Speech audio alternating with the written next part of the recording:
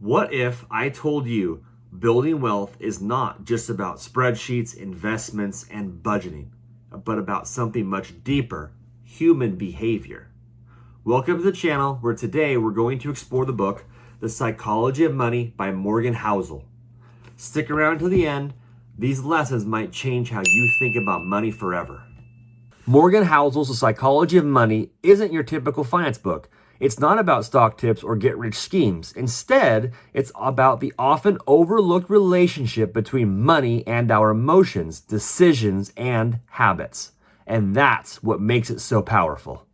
Let's break down 3 of the book's most transformative ideas and see how they apply to your life. Lesson 1, time is your greatest ally.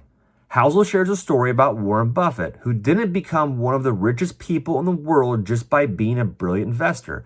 It was his ability to start investing early and let compounding work its magic over decades that made the real difference. The takeaway? Wealth building isn't just about how much you earn or how smart your investments are. It's about giving your money enough time to grow. So start early and be patient. Lesson 2, success isn't always a result of skill, and failure isn't always a result of mistakes. Housel illustrates this with 2 contrasting examples. Bill Gates, who had access to one of the first computers in the world, and Kent Evans, Gates' friend who passed away young and never got the same opportunities. This isn't to say you should avoid hard work. It's a reminder to stay humble and understand that luck and risk are always at play. Lesson 3, know when enough is enough. One of the most striking stories in the book is about Rajat Gupta, a former Goldman Sachs executive who risked everything for just a little more wealth and ended up losing it all. The lesson?